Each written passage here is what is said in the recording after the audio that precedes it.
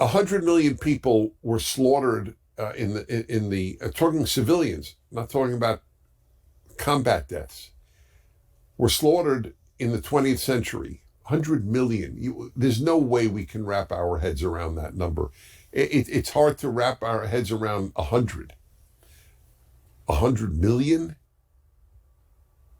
But at least intellectually, you could know what a staggering amount of horror and evil. And remember, for every one of them, think of the ripple effect, the friends and the relatives and the community in which they lived, how terribly they were affected, lives ruined because of the 100 million that was killed.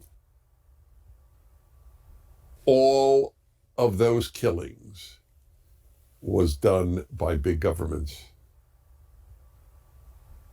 That's really important. There's one numerically small exception. It was horrific and it's evil.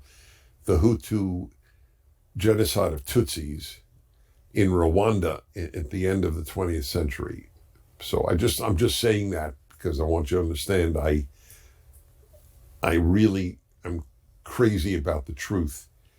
But the truth is, without big governments, you can't have big evil.